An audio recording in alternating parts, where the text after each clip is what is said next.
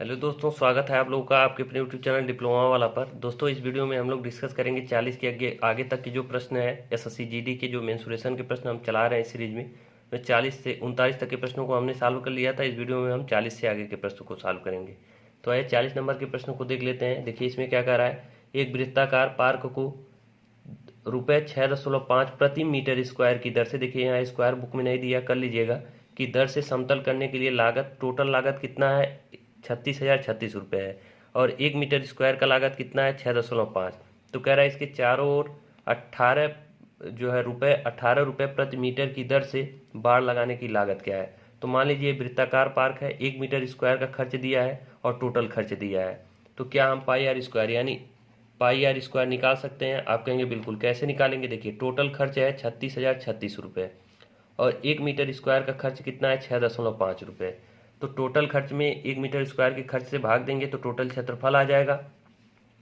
अब क्षेत्रफल टोटल अगर हमें पता चल गया पाई आर स्क्वायर, तो इसको अगर हम काटेंगे तो ये 5544 आएगा। ये 5544 आएगा। तो यहाँ से हमें आर का मान निकालना है, आर स्क्वायर दिया है। आर का मान निकालने के लिए देखिए 5544 और ये पाई इधर आएगा तो बट्टे में हो जाएगा पाई। तो पाई का मान 22/7, 7 ऊपर चला जाएगा। ये देखिए 11 से इसको हम 2 बार में काट देंगे, 11 से 5 बार में और 11 से 4 बार में। 2 से इसको हम फिर काटेंगे तो 2 दूना 4, 2 पच्चे 10 और 2 दूना 4, ये हो गया 7। यानी आर स्क्वायर का मान आ गया। इसको हम देखिए कर सकते हैं 4 ये 63, 4 छक 24 और 4 तिहाई 12, 63 गुड़े और इसको हम 4 और गुड़े 9 7 कर सकते हैं। ये अब ये हमारा आर स्क्वायर का मान हो गया। तो आर बराबर हम क्या करते थे, यही चीज़ हम रूट में करेंगे। तो इसको हम 9 गुड़े 7 कर सकते हैं 63 को, और इसको हम क्या कर सकते हैं 2 गुड़े 2 कर सकते हैं। इसको 7 यहाँ रहने देंगे। देखिए 2 बार 7 हो गया, 2 बार 2 हो गया और 9 में 2 बार 3 हो गया। तो बाहर हमारा क्या आएगा 3 आएगा, 2 आएगा और 7 आएगा। तो आर का मान क्या आ गया, यहाँ से आर का मान आ गया 3 दूना 6 सत्ते 42। आर का मान आ गया 42। तो अब हमसे कह रहा है कि इस बाढ़ इस मतलब इस वृत्ताकार पार्क के चारों ओर हमें क्या लगाना है, बाड़ लगाना है। तो बाढ़ का लागत क्या होगा, जबकि एक जो है मीटर का 1 मीटर बाढ़ का जो है रुपए का खर्च दिया है। तो देखिए सबसे पहले हमें चारों ओर बाढ़ लगाना है। तो चारों ओर की जो है माप हमें पता होनी चाहिए। माप पता होने का मतलब क्या है 2 पाई आर, यानी इसकी परिधि पता होनी चाहिए। तो परिधि क्या होगी 2 पाई आर। 2 पाई आर का मतलब 2 गुड़े 22/7 और आर का मान हमने अभी अभी निकाला कितना 42। तो ये 7 छाक 42, ये 22 दूना 44 और 6 से गुणा करेंगे तो 6 छक 24, 24 दू 26, यानी 264 हो गया मीटर। ये हो गया उसकी परिधि, वृत्ताकार पार्क की हो गई परिधि। अब इसी लंबाई पे आपको लगाना है क्या बाड़, 264 मीटर आपको बाड़ लगाना है। और 1 मीटर बाड़ का जो है मूल्य क्या है, वो है 18 रुपये। तो आप क्या करेंगे 264 से में क्या करेंगे 18 से क्या कर देंगे गुणा, तो आपका आ जाएगा आंसर। अब आइए अगले और प्रश्न की ओर चलते हैं 41 नंबर। देखिए 41 नंबर के क्वेश्चन में क्या कह रहा है, एक ठोस बेलन के आधार की त्रिज्या और ऊंचाई का योग, यानी एक बेलन है उसके आधार की त्रिज्या और ऊंचाई का योग दिया है कितना 17 सेंटीमीटर। अब कह रहा है कि यदि ठोस बेलन का कुल पृष्ठीय क्षेत्रफल इतना हो तो बेलन की ऊंचाई ज्ञात कीजिए। कुल पृष्ठीय क्षेत्रफल मतलब संपूर्ण पृष्ठ, बेलन का संपूर्ण पृष्ठ का फार्मूला क्या होता है 2 pi R into H plus R होता है। ये होता है संपूर्ण पृष्ठ का क्षेत्रफल। और यहाँ पे दिया क्या है संपूर्ण पृष्ठ का क्षेत्रफल, तो ये दिया है आपका 748। और दूसरा चीज यहाँ पे क्या दिया है, उसके आधार की त्रिज्या और ऊंचाई का योग। तो आधार की त्रिज्या आर होती है और ऊंचाई एच, इनका योग क्या दिया है 17 दिया है। कितना दिया है 17 दिया है। तो क्या ये जो आर प्लस एच का मान है 17 हम यहाँ पे रख सकते हैं? आप कहेंगे बिल्कुल रख सकते हैं। तो 2 पाई आर इंटू हम यहाँ पे 17 कर सकते हैं, इसके एच आर प्लस एच या एच प्लस आर की जगह पे हमने 17 रख दिया। और ये हो गया आपका 748। ये आपका जो दे रखा है 748, इसके बराबर हम कर देते हैं। अब इसको 17 से हम काट देंगे तो देखिए 17 से ये कटेगा 4 बार में और फिर बचेगा 6, तो ये फिर 4 बार में कटेगा। और इसको हम लिख सकते हैं 2 गुड़े 22/7 गुड़े आर बराबर क्या आ गया 44। तो ये 22 दूना 44, 44 कट जाएगा तो आर बराबर क्या आ जाएगा 7। तो हमसे पूछा क्या था, बेलन की ऊंचाई पूछा था। तो देखिए आर का मान आ गया 7 और एच प्लस आर का मान क्या है 17। तो यहाँ से हम एच का मान निकाल सकते हैं ऊंचाई। तो देखिए आर का मान है 7, तो 17 में से 7 जाएगा तो कितना हो जाएगा 10। तो यानी एच का मान कितना आ गया 10। और ये किस में आएगा, तो सेंटीमीटर में आएगा, क्योंकि सारे जो है वैल्यू आपके सेंटीमीटर में। तो ऑप्शन नंबर डी आपका सही हो जाएगा 10 सेंटीमीटर। अब आइए 42 नंबर के क्वेश्चन पे चलते हैं। देखिए 42 नंबर के क्वेश्चन में क्या कह रहा है कि एक नियमित समचतुष्फलक के किनारे की लंबाई 1 सेंटीमीटर है, इसकी मात्रा बताइए। तो मात्रा इसका देखिए मतलब आयतन पूछना चाह रहा है। तो देखिए समचतुष्फलक एक आपका पिरामिड की तरह होता है। पिरामिड हमने अभी तक पढ़ा नहीं है, तो यहाँ पे दे दिया गया, ये भी देखिए आपके एग्जाम में पूछा नहीं गया है, बस बुक में दे दिया गया है। तो यहाँ पे अब दे दिया है तो हम बता देते हैं। देखिए पूरा डिटेल में इसको हम डिस्कस नहीं कर सकते क्योंकि काफ़ी ज़्यादा टाइम लग जाएगा डिस्कस करने में, लेकिन इसका जो पूछा है इसका आयतन का फार्मूला हम आपको नोट करा देते हैं। इसके आयतन का फार्मूला क्या होता है, देखिए यहाँ पे आप नोट कर सकते हैं कि समचतुष्फलक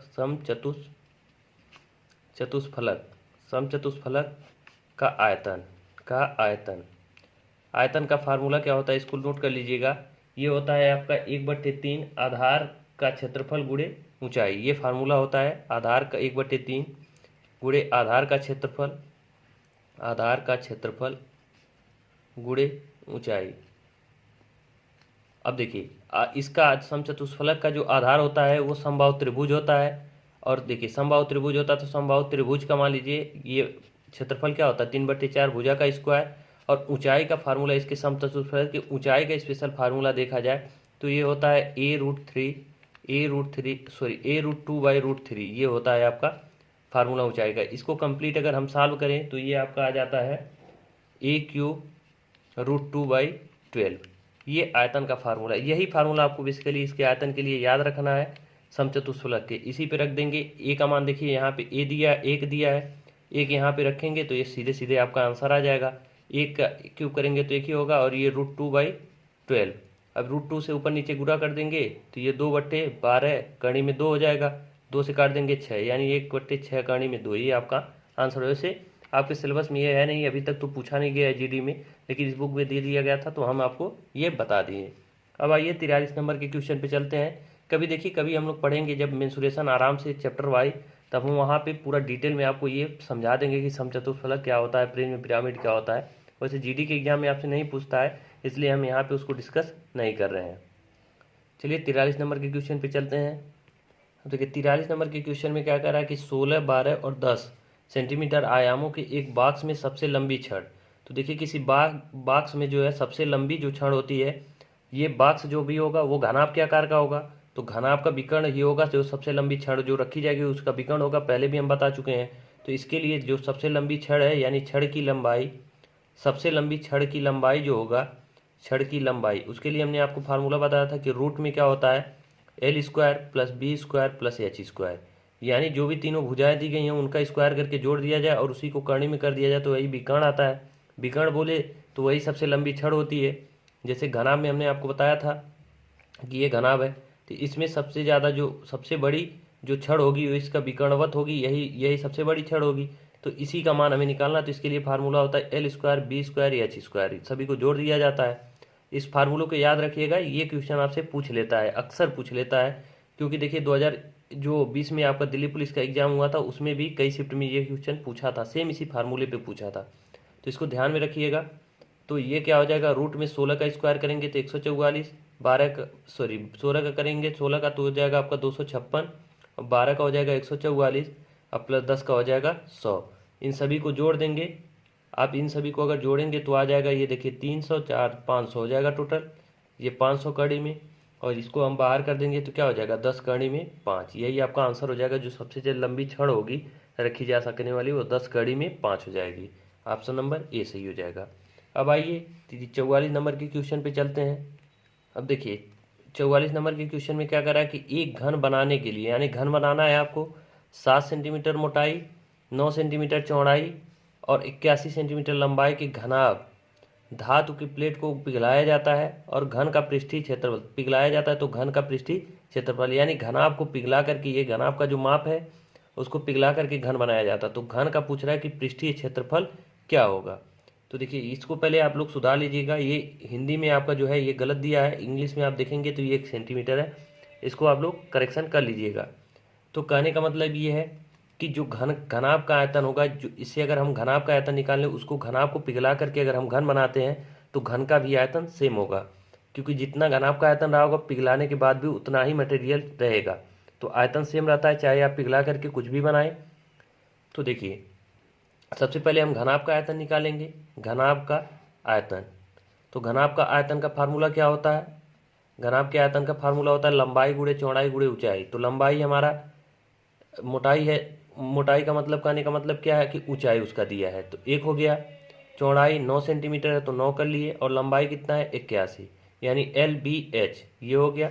और ये देखिए 9 इसमें 3 बार है, इसमें 2 बार 9, यहाँ पे 1 9, तो ये आयतन है। आयतन क्या होता है LBH, तो इसको हमारा इस छोड़िए, इसको कर देते हैं हम 9 गुणे 9 गुणे 9, ये आयतन हो गया। अब ये अगर घनाभ का आयतन हो तो सेम इसी के बराबर घन का भी आयतन होगा। तो घन के आयतन का फार्मूला क्या होता है A3, यानी घन की अगर भुजा A है तो घन का आयतन क्या होता है A3। तो A बराबर यहाँ से हमें मिल जाएगा 9 सेंटीमीटर। A बराबर क्या मिल जाएगा 9 सेंटीमीटर, यानी घन जो घन बनेगा उसकी भुजा की माप हमें यहाँ से मिल गई 9 सेंटीमीटर। तो हमसे अब पूछ क्या रहा है कि घन का पृष्ठीय क्षेत्रफल। तो घन का पृष्ठीय क्षेत्रफल क्या होता है 6a²।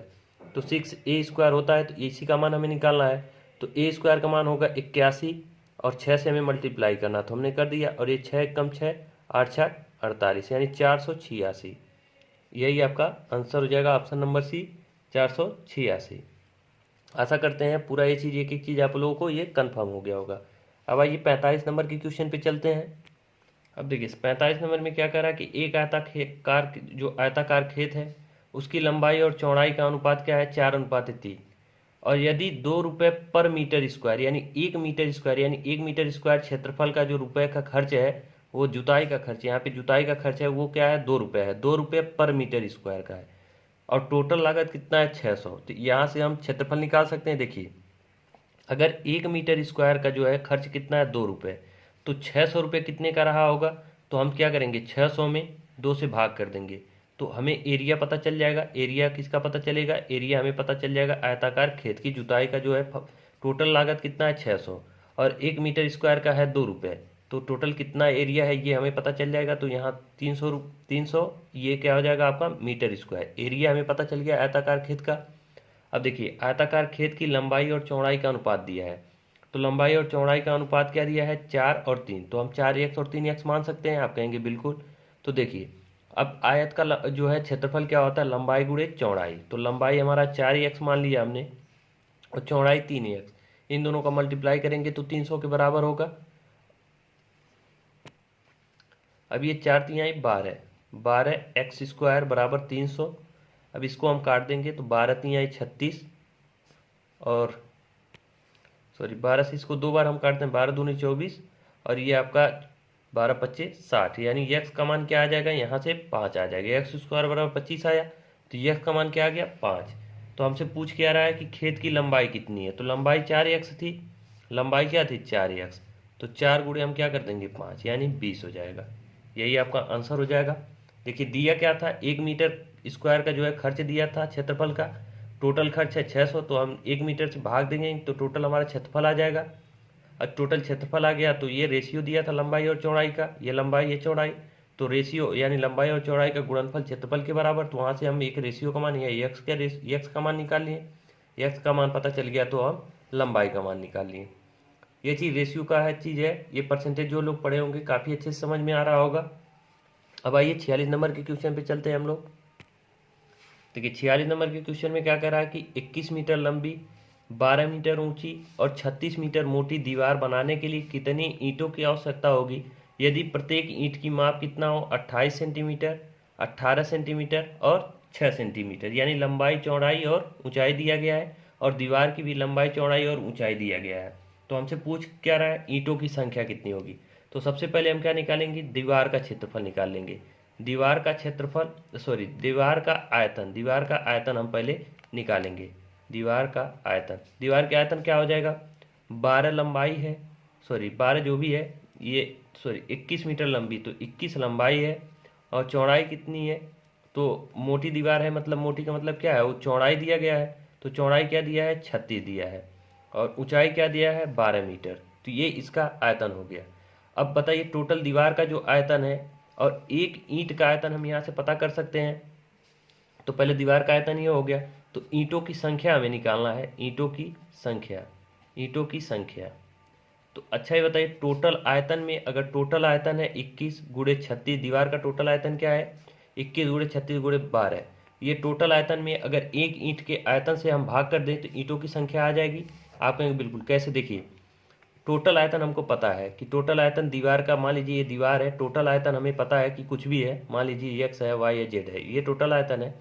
और ये कई ईंटों से, छोटे छोटे ईंटों से मिल करके बनाई गई है दीवार। तो उसमें अगर एक ईंट का क्षेत्र आयतन से हम भाग कर दें, एक ईंट के जो है आयतन से अगर हम भाग कर दें टोटल आयतन में, मतलब टोटल आयतन में एक ईंट के आयतन से भाग कर दें, तो हमें टोटल ईंटों की संख्या पता चल जाएगी। क्योंकि एक ईंट का आयतन गुणे जितने ईंट हैं उतना मल्टीप्लाई करेंगे तो टोटल आयतन आता है। तो टोटल आयतन हमें पता है और एक ईंट का आयतन पता है, तो टोटल ईंटों की संख्या निकल जाएगी। तो एक ईंट का आयतन क्या है ईंटों की, देखिए 28 सेंटीमीटर गुणे, फिर क्या है 18 सेंटीमीटर गुणे 6 सेंटीमीटर।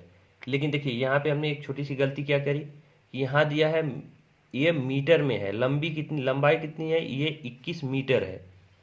ये दीवार की जो लंबाई है वो क्या है 21 मीटर है, और चौड़ाई क्या है, ये जो ऊंचाई क्या है 12 मीटर, ये भी मीटर में है, और ये 36 क्या है सेंटीमीटर में है। तो इन दोनों को हम क्या करेंगे सेंटीमीटर में कन्वर्ट करेंगे। तो 21 मीटर है तो 100 सेंटीमीटर से इसमें मल्टीप्लाई, 100 से अगर हम मल्टीप्लाई करें तो सेंटीमीटर में हो जाएगा, इसमें भी हम 100 से मल्टीप्लाई कर दे तो सेंटीमीटर में हो जाएगा। तो हम सिंपली क्या करते हैं, दोनों में 100 से मल्टीप्लाई करने के बाद यहाँ सीधे हम 10,000 से गुणा कर दे रहे हैं। तो हो गया, अब हमारा सारा सारा जो ये वैल्यू हो गया वो सेंटीमीटर में हो गया। अब हम क्या करेंगे, काट देंगे इन सभी को, काट पीट के छोटा, जब इसको सबको काट देंगे आप, तो ये आपका आंसर आ जाएगा 30,000। क्या आ जाएगा 30,000, यानी इतने ईंटों की संख्या होगी। कैलकुलेशन कर लीजिएगा, आसान है, आ जाएगा। ऑप्शन नंबर बी सही हो जाएगा। बस हमें यहाँ ध्यान क्या देना था कि ये मीटर में है, ये दो डाटा हमारे क्या है दीवार की, ये मीटर में है, इनको हमें सेंटीमीटर में कन्वर्ट करना है। तो सेंटीमीटर में कन्वर्ट करने के लिए 100 से गुणा इसमें भी करेंगे, इसमें भी करेंगे। तो यानी 100 गुणे 100 करेंगे 10,000, हमने डायरेक्ट यहाँ गुणा कर दिया। और ये जो है ये सेंटीमीटर में दिया था, तो इसको हमें कुछ भी नहीं करना था। अब आइए 47 नंबर के क्वेश्चन पे चलते हैं। देखिए 47 नंबर के क्वेश्चन में क्या कह रहा है कि एक ठोस लंब वृत्तीय शंकु, यानी शंकु क्या होता है, ये आपका शंकु है, और ये कह रहा है कि इस शंकु का कुल पृष्ठीय क्षेत्रफल, कुल पृष्ठीय क्षेत्रफल मतलब ये वक्र पृष्ठ का क्षेत्रफल और ये आधार का क्षेत्रफल जब जोड़ देते हैं तब होता है कुल पृष्ठीय क्षेत्रफल। तो कुल पृष्ठीय क्षेत्रफल के लिए फार्मूला हमने क्या बताया था, पाई आर एल, यानी ये वक्र पृष्ठ का क्षेत्रफल प्लस आधार का क्षेत्रफल, आधार क्या है वृत्त है तो इसका क्षेत्रफल, दोनों को ऐड करते हैं तो कुल पृष्ठीय क्षेत्रफल आता है। और कुल पृष्ठीय क्षेत्रफल क्या दिया है 69 30 दिया है, 69 30 दिया है। अब यहाँ पे एक चीज आपसे कह रहा है कि इसका वक्र पृष्ठीय क्षेत्रफल इसकी कुल पृष्ठीय क्षेत्रफल का 4/5 है। तो कुल पृष्ठीय क्षेत्रफल क्या है 69 30 है, तो 69 30 हम यहाँ करेंगे, ये मतलब ये वक्र पृष्ठीय क्षेत्रफल ये है पाई आर एल। तो पाई आर एल जो है कुल पृष्ठीय क्षेत्रफल का कितना है 4/5 है, प्लस हम क्या करेंगे पाई आर स्क्वायर, इसको हम नहीं छेड़ेंगे, बराबर क्या करेंगे 69 30 कर देंगे। इसको जब सॉल्व करेंगे तो इसका मान आ जाएगा 69 30 में जब 4/5 से हम गुणा करेंगे तो ये आ जाएगा 55 44, कितना आ जाएगा 55 44। तो ये पाई आर स्क्वायर बराबर हम क्या करेंगे 69 30 और माइनस ये इधर हम पक्षांतर कर देंगे 55 44 को, कितना 55 44 को। अब इसी को हम सॉल्व करके आर का मान निकाल लेंगे, क्योंकि व्यास हमसे पूछा तो आर का मान हमें निकालना पड़ेगा। तो पाई आर स्क्वायर बराबर 69 30 में से 55 44 हम घटा देंगे तो ये आ जाएगा 13 86। यहाँ से हम आर स्क्वायर बराबर अगर निकालें तो 13 86 बटे में पाई का मान 22/7 रखेंगे तो यहाँ 22 होगा और 7 ऊपर मल्टीप्लाई हो जाएगा। तो आर स्क्वायर बराबर क्या हो जाएगा, इसको हम काट पीट देंगे तो ये आपका आर का मान आ जाएगा 21। काट के देख लीजिएगा, आर का मान आ जाएगा, यहाँ से सीधे आर का मान आ जाएगा 21। और हमसे पूछा क्या है व्यास, तो व्यास बराबर क्या होता है 2r, 2r का मान क्या हो जाएगा 2 गुणे 21 यानी 42। और ये किस में आएगा, तो ये सारे चीज़ सेंटीमीटर में दिए गए हैं डाटा, तो ये 42 सेंटीमीटर आ जाएगा। तो इस तरह से इस प्रश्न को सॉल्व करना था। अब आइए 48 नंबर के क्वेश्चन पे चलते हैं। देखिए 48 नंबर के क्वेश्चन में क्या कर रहा है कि एक शंकु का वक्र पृष्ठीय क्षेत्रफल क्या है 25 कड़िम 2 पाई सेंटीमीटर।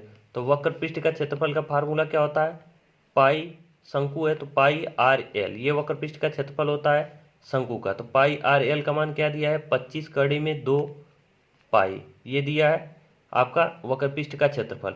और यहाँ पे क्या दिया है, यदि शंकु की ऊंचाई उसके आधार की त्रिज्या के बराबर है, यानी शंकु की जो ऊंचाई है h वो आधार की त्रिज्या के बराबर है, यानी एच और आर क्या है, आपस में इक्वल है।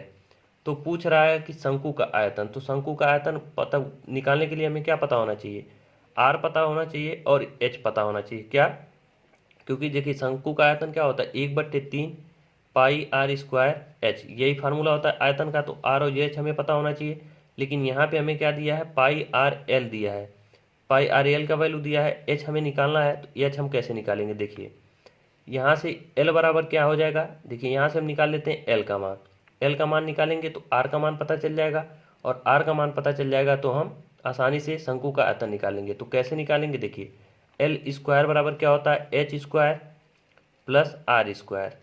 तो एल स्क्वायर बराबर हम क्या कर देंगे, एच का मान आर के बराबर है तो ये 2r² हो जाएगा। तो एल बराबर अगर देखें तो यहाँ √2 इंटू आर हो जाएगा, यानी एल का मान क्या हो जाएगा, √2 और आर हो जाएगा।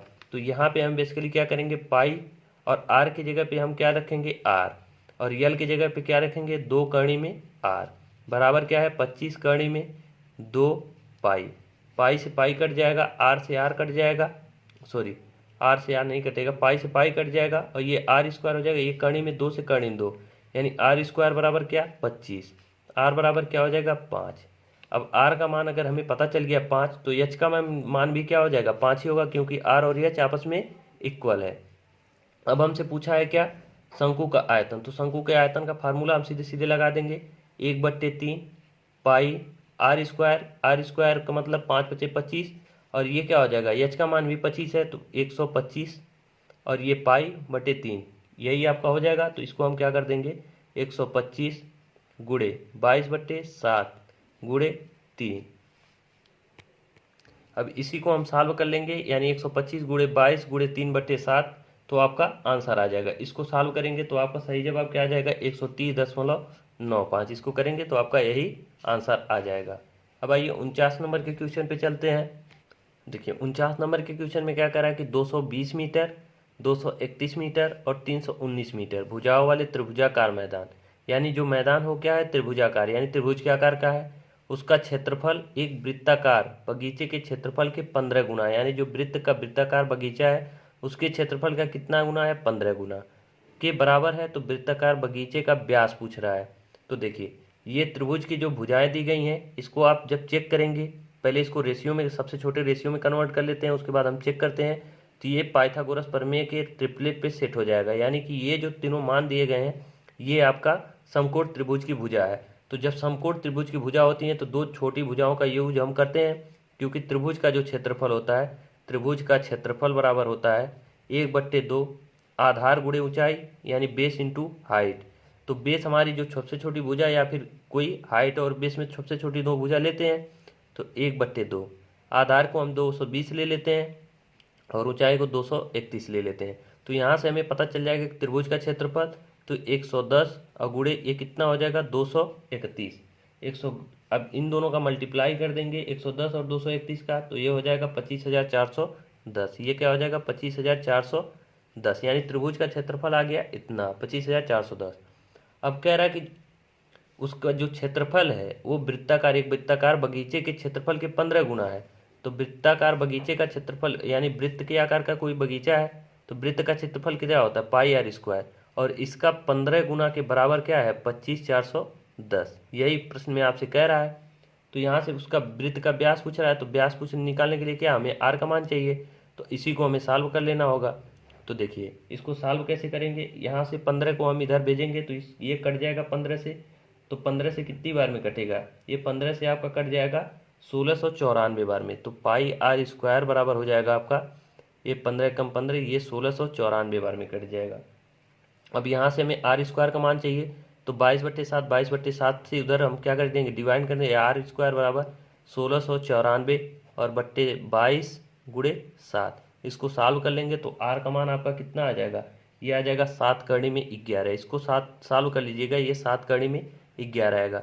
तो आपसे पूछा क्या है, उसका व्यास पूछा, तो यानी इसका 2r का मान पूछा है, तो ये 7 दूना 14 और ये कड़ी में 11। इस तरह से हमें सॉल्व करना था। अब आइए 50 नंबर के क्वेश्चन पे चलते हैं। तो ये 50 नंबर के क्वेश्चन में क्या करा कि एक समांतर चतुर्भुज की आसन्न भुजाएं 10 सेंटीमीटर और 15 सेंटीमीटर है। तो ये मान लीजिए एक समांतर चतुर्भुज है, समांतर आसन्न भुजाएं मतलब ये 15 सेंटीमीटर एक भुजा ये है और इसकी लगी हुई भुजा क्या है 10 सेंटीमीटर। तो समांतर चतुर्भुज में ये और ये समांतर और बराबर होती हैं, तो ये भी 10 होगा और ये भी 15 हो जाएगा, इसके बराबर और पैरेलल ये होती। तो यहाँ कह रहा है कि छोटी भुजाओं के बीच की दूरी 6 सेंटीमीटर। तो छोटी भुजाओं के बीच की दूरी मतलब इसकी हाइट होती है। ये हमने समांतर भुजा जब आपको पढ़ाया था तो ये आपसे बताए थे, ये इसकी डिस्टेंस क्या होगी, इसकी हाइट होगी। वो दिया है आपसे 6।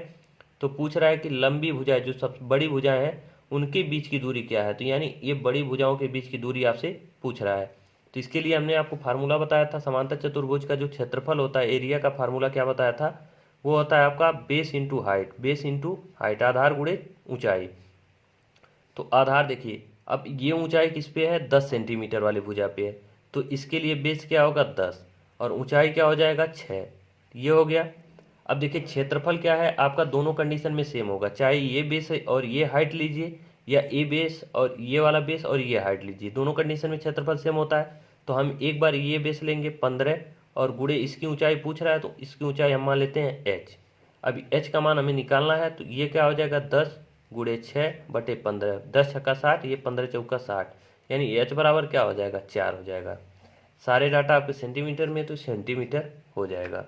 तो इस तरह से इस प्रश्न को सॉल्व करना था। अब आइए 51 नंबर के क्वेश्चन पे चलते हैं।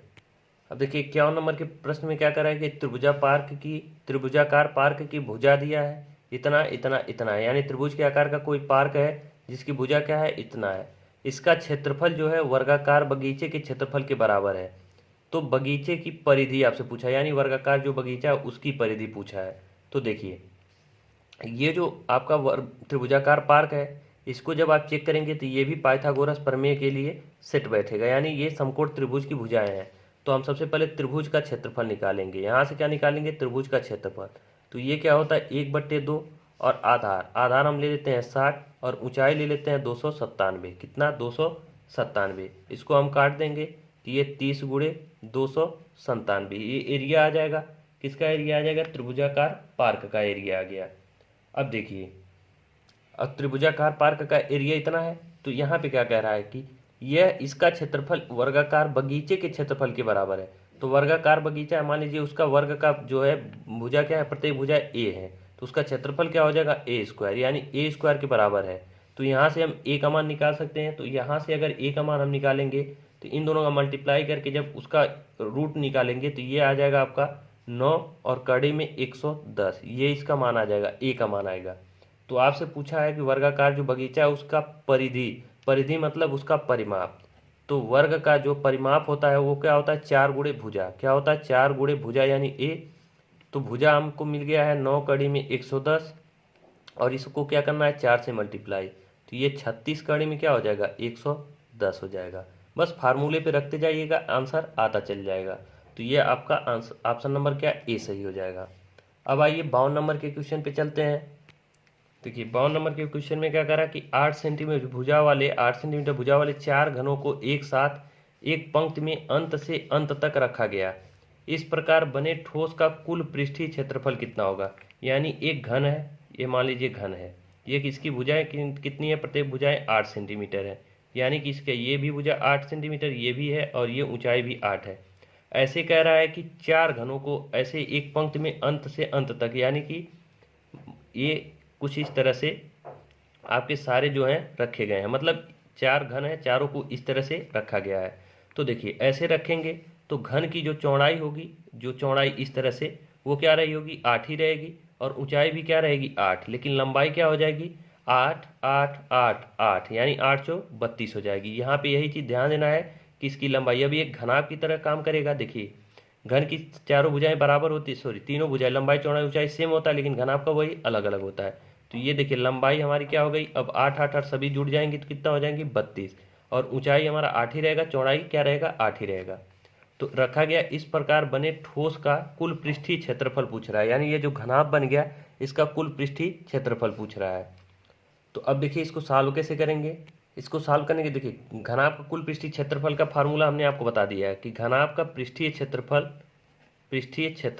इसके लिए फार्मूला हमने बताया था कि इसका क्षेत्रफल होता है 2 कड़ी में LB plus H L plus LB HL plus B into H, यानी कि लंबाई चौड़ाई, ऊंचाई लंबाई और चौड़ाई ऊंचाई, इसका मल्टीप्लाई होता है। तो देखिए यहाँ 2 करेंगे और लंबाई यहाँ पे क्या आ गया 32, ऊंचाई क्या होगा 8 प्लस ऊंचाई क्या है 8 और लंबाई क्या है 32, लंबाई क्या है 32 और ये चौड़ाई क्या है 8, ऊंचाई क्या है 8। इन सभी को जब मल्टीप्लाई करेंगे तो आपका हो जाएगा 32/256, ये क्या हो जाएगा 256 प्लस 32/256 दो बार हो जाएगा, ये भी 32/256, ये क्या हो जाएगा 8×8 = 64, ये मल्टीप्लाई बाई 2। तो यहाँ से पृष्ठीय क्षेत्रफल देखा जाए, इन सभी को जोड़ देंगे, इन सभी को जोड़ेंगे तो आपका आ जाएगा 576, 576 गुणे 2 करेंगे तो आपका टोटल आंसर क्या हो जाएगा 1152। यही आपका सही जवाब हो जाएगा 1152। तो इसका पृष्ठीय क्षेत्रफल आपका टोटल क्या हो जाएगा 1152, जो कि ऑप्शन नंबर सी सही हो जाएगा। तो इस वीडियो में हम यहीं तक रहने देते हैं, बाकी 52 से आगे के जो प्रश्न है उसको हम नेक्स्ट वीडियो में सॉल्व करेंगे। बाकी वीडियो कैसा लगा कमेंट करके आप हमें जरूर बताते रहें। वीडियो अच्छा लगा तो वीडियो को लाइक करें। वीडियो को पूरा देखने के लिए धन्यवाद। मिलते हैं नेक्स्ट वीडियो में।